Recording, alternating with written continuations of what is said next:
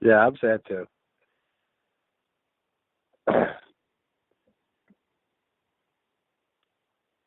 But don't you understand that that's a victory? That's a victory because they didn't do that opening night last year. That they're rooting against us, and I want to say to my net fans out there, stop indulging the Knicks fan. I'm going to do it myself. Stop indulging them on the attendance comments.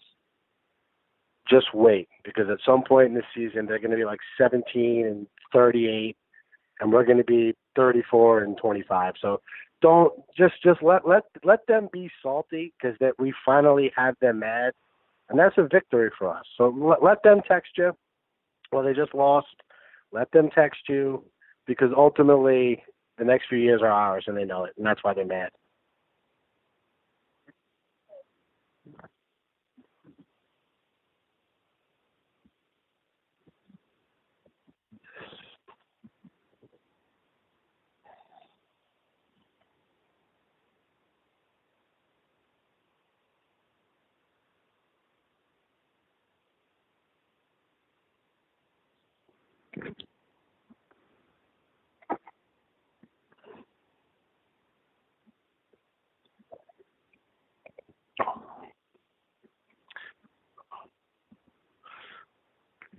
The Knicks the Knicks fans are resorting down the totem pole. The first thing was no one cares about the Nets, no one's going to sign there. Well, then they did. So now that conversation is gone. They can never say again when we go head to head over a free agent that there's no chance the Nets are going to get those players. So all they have to do now is resort to that they have more fans. Congratulations, you've been here for 60 more years than us. Congratulations. It really doesn't matter at this point. We need to let it go, and so do they. Root against each other in silence. We'll see who wins that game in the long run. Right. So we already have a win under our belt, which is good. Yep. Anyway, let's talk about something that's important, right? Let's talk about the future. Did you learn anything Okay. about the Nets today? Well, I think what you saw is a lot of this. They're going to be playing in a lot of similar games. That looked like a game from last year. Wild, back and forth, late in games. And the Nets are going to do it with their guards. The opposition is going to do a pick and roll if they're big. I thought the Nets switched too many times, which kind of put them in that foul trouble early in the fourth quarter and kind of let the Timberwolves kind of creep back into it. So, yes, I see this a lot on Twitter. Marks and Atkinson, you're a big proponent of this. Don't believe in the power forward. I don't think that that's true. I think the Nets have just been in talent acquisition mode over the last couple of years. So the first step was they got their championship backbone. And I think the Taurean Prince contract tells you they know they need a big man. Once Durant comes back, we don't need Taurean Prince anymore. Musa can fill that role in 2020, 21 of the shooter, can put it on the floor a little bit, just kind of be out there in the flow of the offense. A lot of players can score in the Nets offense in that role. They know they need that contract to move. He will be traded, possibly in conjunction with Jared Allen and obviously some draft picks for that missing piece. They needed the contract. It was actually a brilliant move. It's a very attractive contract. He's a guy who can help a team, like the Cavaliers maybe a Kevin Love deal. You know, he can help a team like that. And a name I even thought of, Danilo Gallinari. I mean, doesn't bring a lot in the defensive end, but he's bigger and thicker. So I think ultimately what you'll see is Prince is going to be his contract will be a part of the trade for that missing big man piece. Yeah, so I would agree with that if we didn't have 3 years of background with that. I don't believe they believe in the position. I think that they believe that the power forward has been phased out of the NBA and they could get away. Like what they're looking for is PJ Tucker. They are looking for Draymond Green. Like all of these guys that they've brought in are like, learning disabled versions of PJ Tucker. Small guys that can defend every single position and is stout enough to defend the power forward. They don't exist. There's two of them. It's Draymond. Well, it's PJ Tucker. In the same mold, though.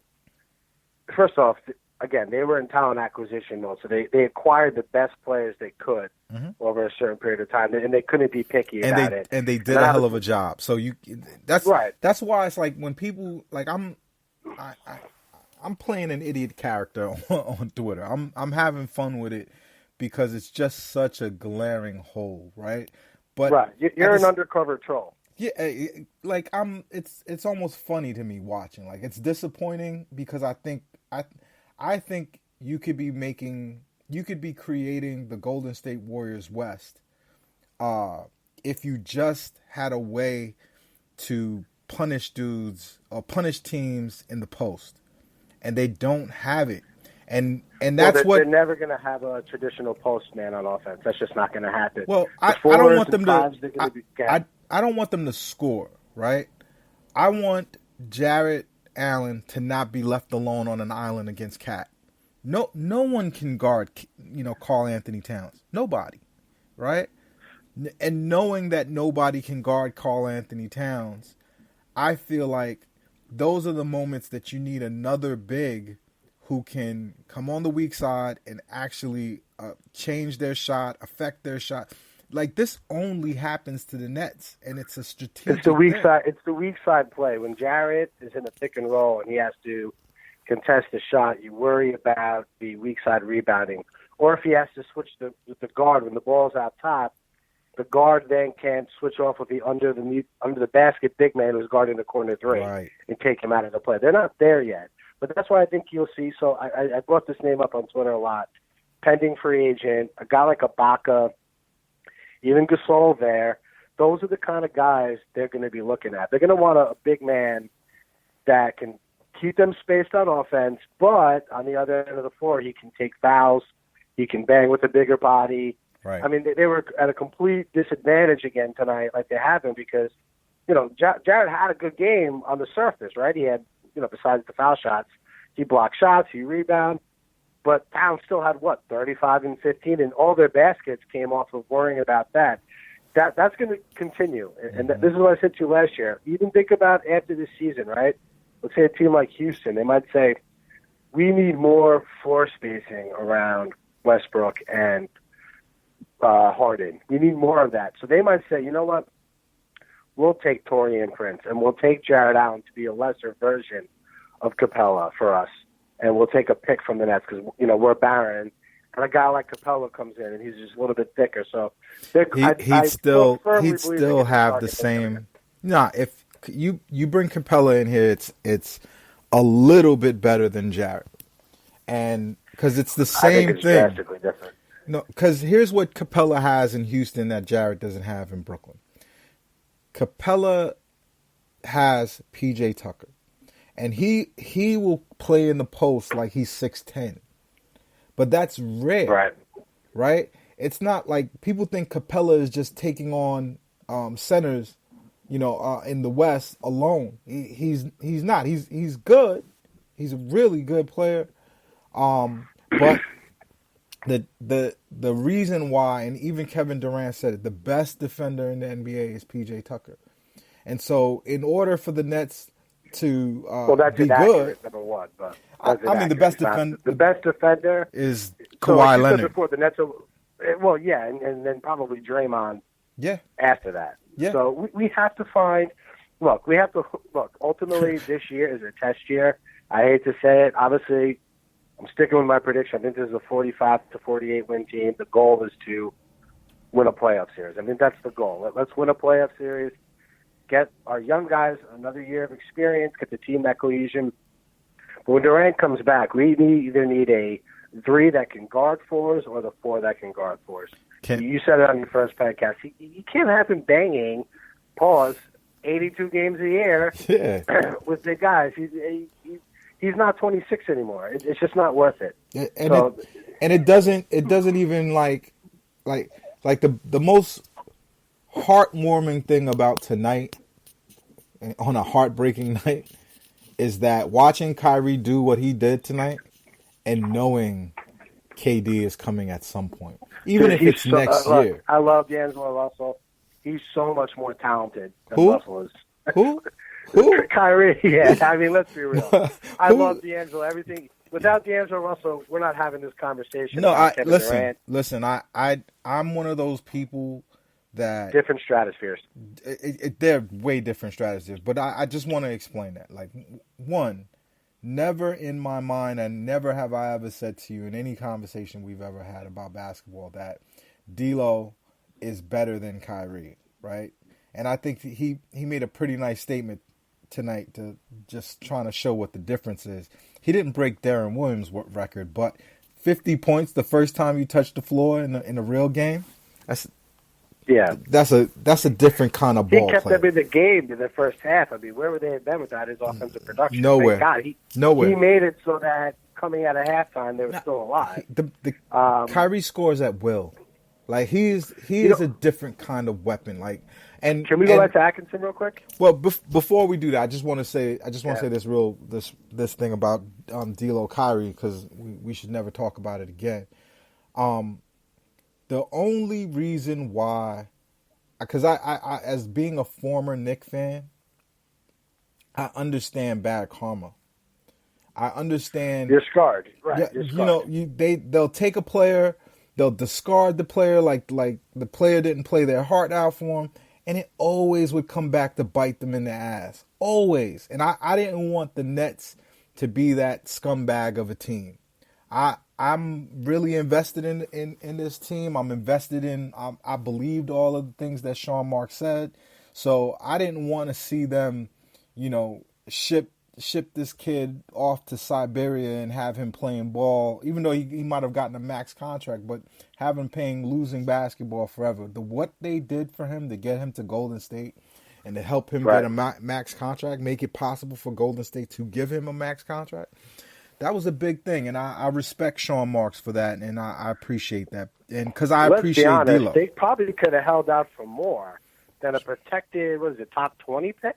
Yeah, they could have 23. Or the Nets. I mean, I gotta say, they really should have pushed for like top 10 protected. I think they could have got more from Minnesota. I think Minnesota, what would they have given us though?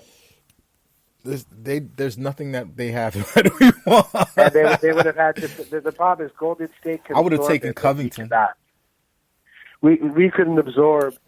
Minnesota couldn't have absorbed him. We would have had to take him something back. Yeah. And that was the biggest issue.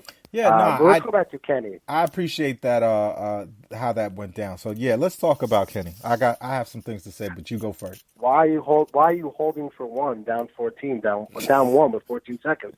That should have been a quick. They didn't even pressure the inbound. I said this. So I was thinking the same thing. I don't like arguing those things because you could either way could win the game, but that's exactly my thought. No, you give yourself as many chances as possible, especially down one, because the foul shot, even if you miss and you foul, you need a three if they hit two or maybe they miss one. They didn't even guard the inbound. They let Irving catch it cleanly. He could have caught it at the mid-court stripe, taken a couple of dribbles and gotten a decent shot up. I think Kyrie was shocked that he was so open. What's weird is he fell, but he still got a pretty good look at the rim when he got back up. Are you mad? Tell the truth. I'm mad. So right after the game, what I do, I send you a DM. Give me 10 minutes. I needed to cool off. I went psycho during the game. My dog is one of those dogs, like when I yell and stuff, he shakes. He was hiding under the table. Yeah. So trust me, I didn't handle it well when the game was going on. But like you said, they've lost, 6 or 7 straight openers. It's 1 out of 82. They still have a favorable schedule coming up over the first 10. Just, pick it up. They got the other guys going in the second half of this game. I'm not too worried. I think they're going to score a lot of points. And ultimately, that Atkinson, Budenholzer, D'Antoni model kind of lends itself to a lot of regular season wins. Yeah, I'm troubled. I'm angry with Kenny because he has it. Like, he's done every single thing right. He just has this flaw where he refuses to evolve. They are going to lose a lot of games